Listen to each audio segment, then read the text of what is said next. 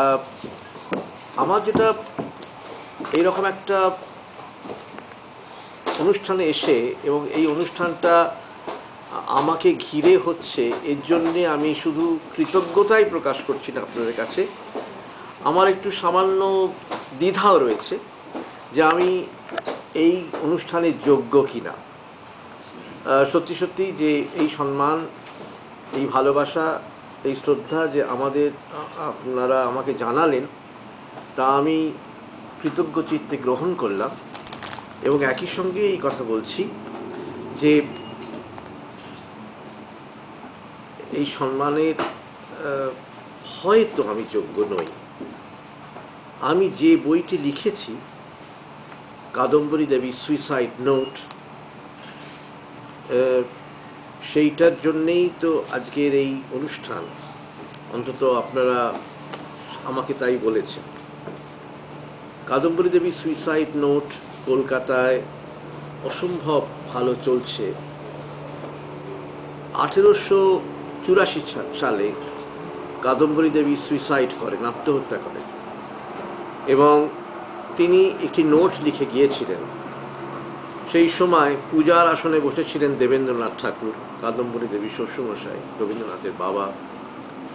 তিনি সংবাদ পান যে কাদম্বরী আত্মঘাতিনী হয়েছেন এবং মুহূর্তের মধ্যে বলেন যে বৌমা আত্মঘাতিনী হয়েছেন, সব প্রমাণ যেন লুপ্ত করা হয়। সমস্ত প্রমাণই লুপ্ত করা হয়েছিল।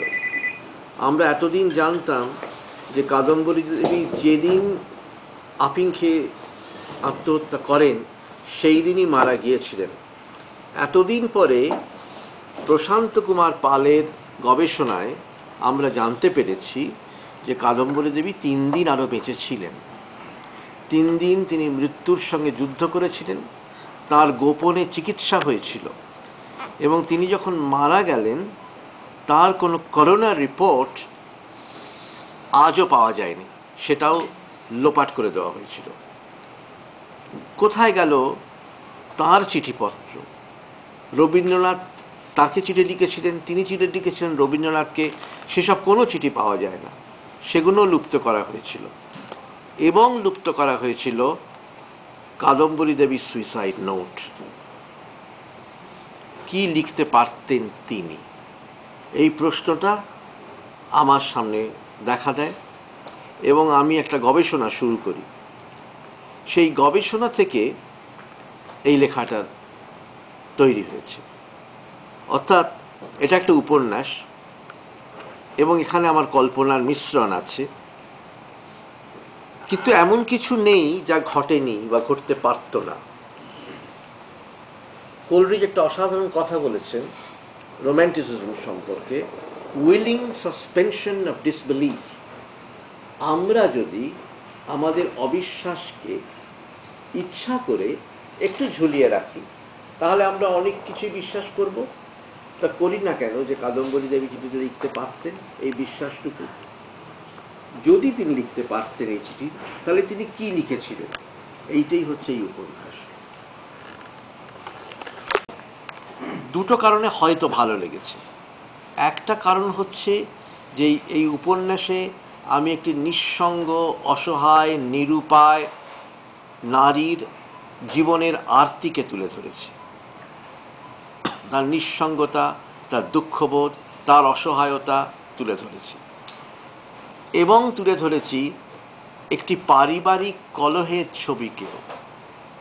তিনি কিভাবে একা হয়ে গিয়েছিলেন, তিনি নিঃসন্তান ছিলেন আমরা জানি।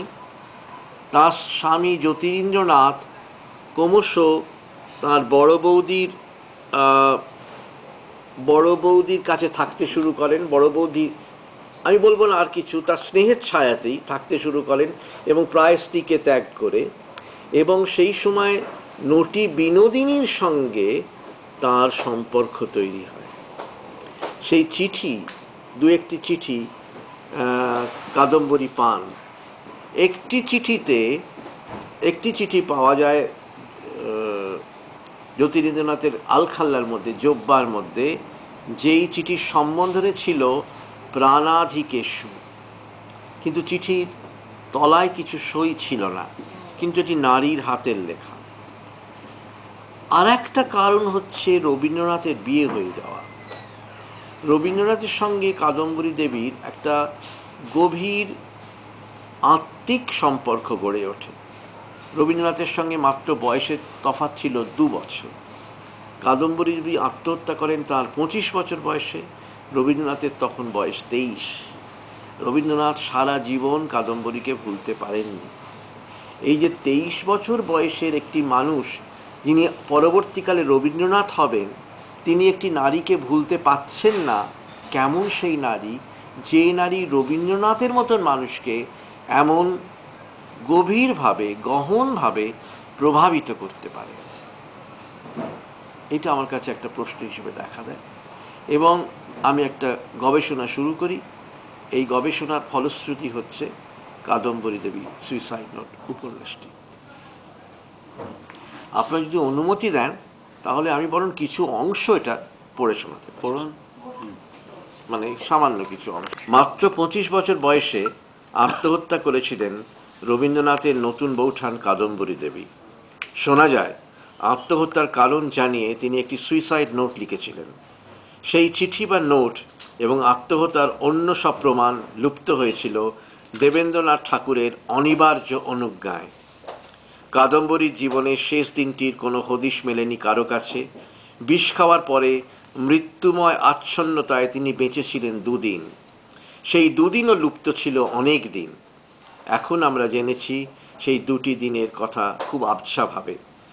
কেন আত্মহত্যা করলেন জ্যোতিরিন্দ্রনাথ ঠাকুরের স্ত্রী, রবীন্দ্রনাথের নতুন বৌঠান কাদম্বরী, রবীন্দ্রনাথের বিয়ের 4 মাস পরেই? কিভাবে, কে বা কারা বন্ধ করে দিলেন তার বেঁচে থাকার পথ? ঠাকুর বাড়ির বউ হয়ে আসার পর থেকে কেমন কাটছিল তার জীবন?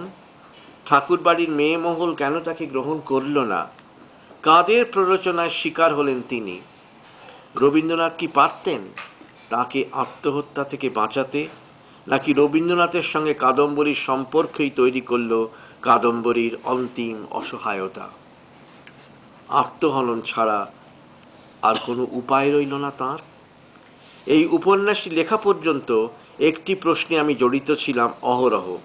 কি লিখেছিলেন কাদম্বরী দেবী তার সুইসাইড নোটে? কি লিখতে পারতেন তিনি? কার উদ্দেশ্যে লিখতেন তিনি তার সুইসাইড নোট?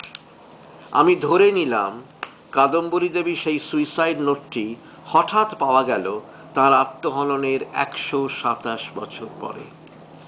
সেটিকে আগুনে ছাই হতে দেননি রবীন্দ্রনাথ। ধরে নিলাম সেই ঝলসানো সুইসাইড নোটের পাঠোদ্ধার সম্ভব হলো শেষ পর্যন্ত। শুরু হচ্ছে এইভাবেই। এই সবে শুরু হয়েছে আমার জীবনের শেষ দিন। পূবের আকাশ সবে লাল হচ্ছে। আজকাল তোমার ঘুম থেকে উঠতে একটু দেরি হয়, সেটাই তো স্বাভাবিক। মাত্র 4 মাস বিয়ে হয়েছে তোমার। আগে তো সূর্য ওঠার আগে তুমি উঠতে। আমার ঘুম ভাঙতো তোমার সকালবেলার গানে। আমরা একসঙ্গে যেতাম নন্দনকাননে। আমার ঘরের পাশে ছাদের উপর যে বাগানটি একসঙ্গে করেছিলাম আমরা, তুমি তার নাম দিলে নন্দনকানন।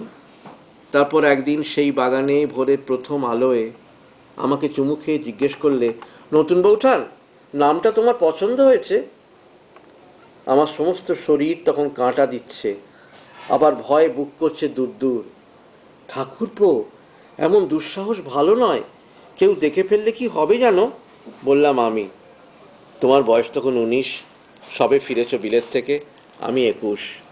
তুমি হেসে উত্তর দিলে, এ তো নন্দনকানন, মর্তলোকের দৃষ্টি এখানে এসে পৌঁছয় না নতুন বৌঠান। আমি বললাম, তোমার সঙ্গে কথায় পারবো না রবি, কিন্তু তোমার আমার সম্পর্ক তো শুধু আমাদের, তাকে প্রকাশ করো না তুমি, আমার ভয় করে। কিসের ভয়? তোমাকে হারানোর ভয়। এ বাড়িতে তুমি ছাড়া আমার আর কোনো বন্ধু নেই, একমাত্র বন্ধু তুমি। কেউ কারো মন বোঝে না এ বাড়িতে, শুধু তুমি বোঝো আমার মন। তুমি ভাবো আমি বুঝি তোমার মন, কিন্তু কেউ কারোর মন কি সত্যি বোঝে নতুন বউ?